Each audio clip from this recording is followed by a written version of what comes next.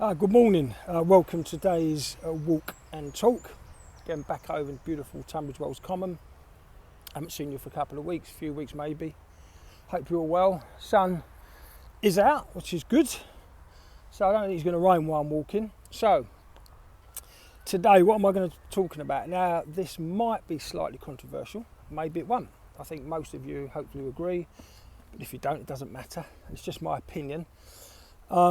And as you know, the reason I'm doing this is because I've seen so many mistakes made by creatives since I've been on the dark side now. So all of this is done with intention of helping as many of you creatives as I can. Now, today I'm going to talk about rejections. I have touched on this in the past on one of my previous videos. I'm going to do it again for a couple of reasons. One, I still see a lot of posts about being rejected. I see one today, I'll get on to that in a minute. And also a recent roll it's up now, and the amount of people that have applied, and no doubt the amount of people that's going to be rejected. So I wanted to talk about this because it's really important, because it's still tough out there.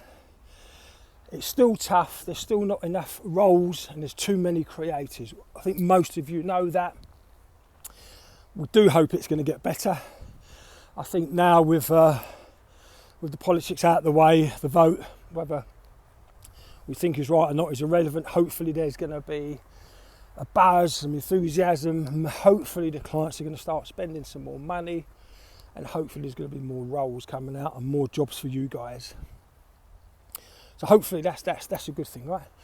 Now, today, funnily enough, I was going to talk about rejections anyway, and then today a post just happened to pop up in my feed about this. So the universe was obviously telling me, make sure you talk about rejections. And what this post was, it was just someone who'd written a made up rejection letter from probably a recruiter or something. A bit of a piss take, basically. Yeah, it's funny, but what they're basically saying is, it's another rejection letter, another general one, never the real reason of why. So on that, what I want to say is, and if we just go by my latest roll I got up, I've had over 600 people apply. And as I've said this before, it'd be physically impossible to not only get back to everyone to begin with, but to give every single person an individual reason why they've been rejected. And as I've said before, there's only ever really going to be two reasons. One, you're not right for the role, or your work's not right for the role. And that will lead us again into, we know most jobs nowadays are very prescriptive. They ask for a lot. 20 years ago, it was creative team wanted, art director, writer, designer. That was it. Nowadays, you've got to tick loads of boxes. So the first reason you may not get put forward is because you're not ticking those boxes. Whether we like it or not, that's a reality. Agencies and creative directors are writing these briefs and giving it to us. All we do is put it in our own words. But that's what they're looking for. And they want everyone to tick all these boxes. So the first reason you may not get, or you might get a rejection letter, is that. And the second one is, yeah, you've got some great work, but there's other people we feel are better for it, okay? There's really never going to be more than those two. But you cannot physically ring anyone up, email 600 people, and individually tell them that. So you're going to get a general rejection letter. You may agree, you may not, but that is the reality of it. So I saw this and I thought, okay, I understand the pain. I've had it done to me, like a lot of you, many times. Now, there's two things I want to talk about, main things about this really. First thing is, are you applying for the right role? A role that is right for you. I know I apply for roles that were just like, yeah, I might have a chance here. I've got what they're asked for, I've got a little bit of that, let's just apply. And LinkedIn Easy Apply, which I've talked about before, the bane of all of our lives as recruiters, you just apply and you send it off. Easy.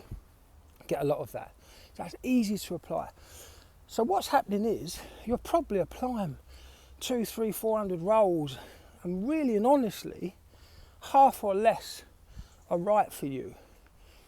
Now, and I was probably a little bit like this, a lot of creators think every role they apply for they're right for, Hey, and if it, oh, I haven't got B2B experience, but I can do B2B. Oh, I've never done it, but I can do.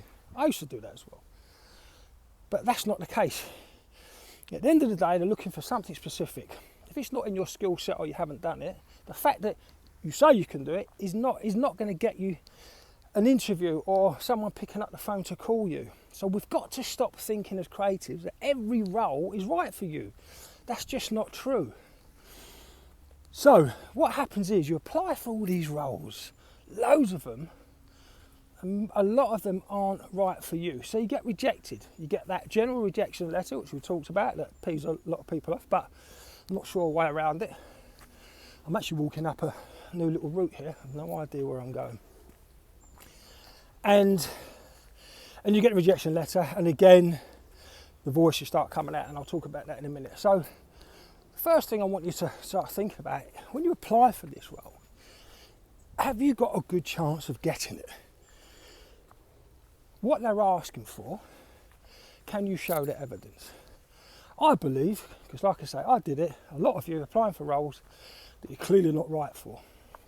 Now, I'm going to share this, and let's give you an example. I've just had over 600 people apply for a head of creative role that I've had out for about a week. And on it, head of creative, very clear, for a B2B global marketing agency that basically deal with technology brands. That's it. So that's B2B tech head of creative. So they're looking for three things really. They want an experienced creative director. It's not a step up. It's a creative director, so they're probably looking for at least 2 or 3 years. It's B2B, and if you're head of creative, you're absolutely going to need some B2B experience. Go on, puffing here, just walking up. And technology. So they'll be looking for technology brands experience. I believe that most creatives, when you get to senior level, we've all worked on technology brands anyway. But they're the three things we're looking for. Okay, so and those creators are probably going to come either as an art director, a writer, or a designer. It's going to be one of those three. So, you think that's quite an obvious description, and I'm thinking I'll hopefully get everyone that fits into that camp as a creative. This is just some of the titles of people that applied for it, to give you an idea how many time wasters we get as recruiters. And I don't mean that horribly, guys, right? Because I get it's tough. I get we're desperate. We all are. I've been in that position. But there is a point where you go, how is this person right for this role?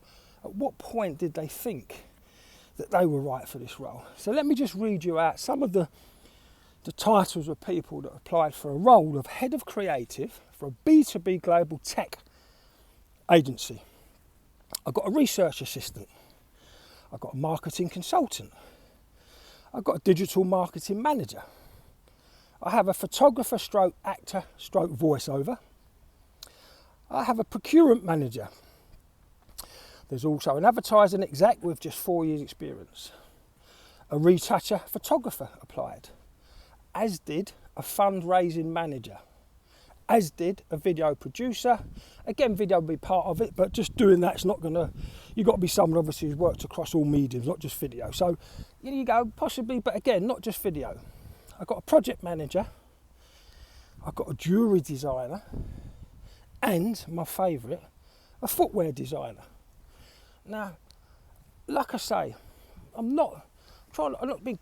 am being critical in terms of they're applying for roles that aren't right, and I feel sorry. Like I say, we're in a shit situation, excuse the French, and I get we're all desperate, and I've been in that position. But guys, when you're getting people like this, that's obviously not right for the role. The knock-on effect is this: you get your rejection letter, right? By default, you can moan at the default, whatever it says, okay?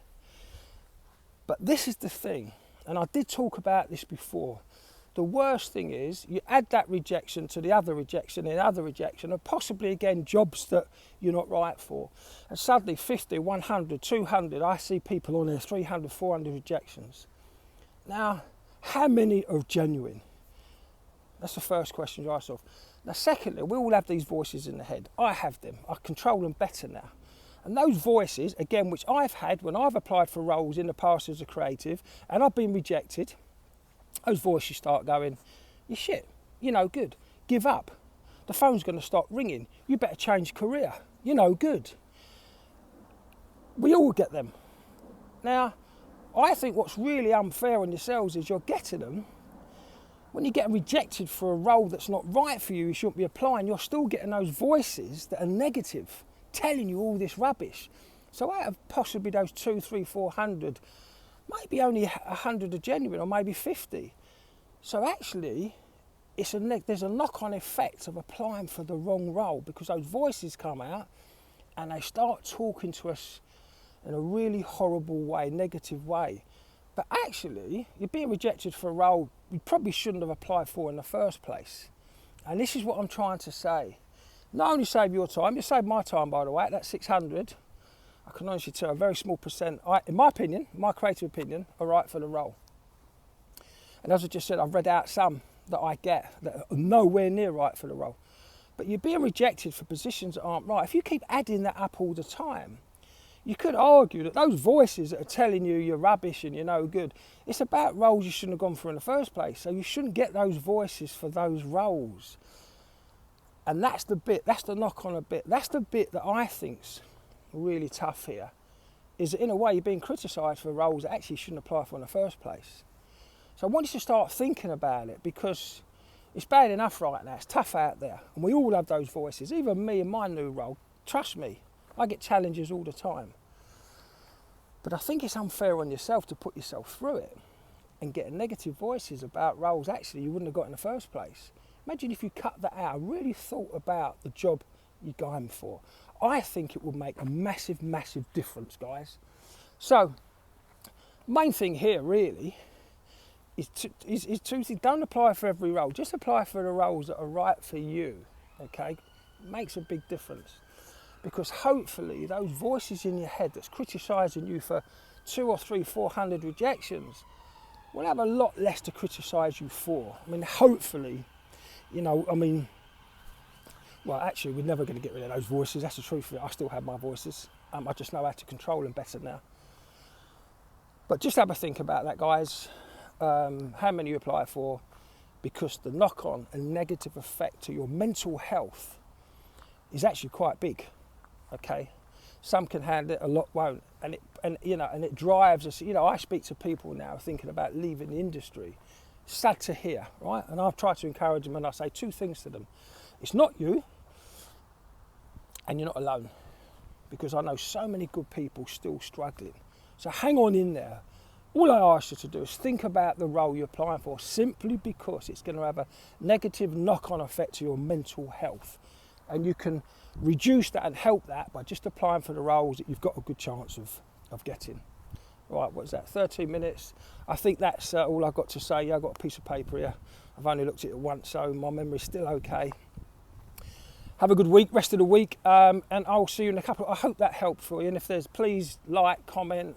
If it has helped you in any way, please let me know, and I'll see you in a few weeks' time. Have a good rest of the week. Cheers.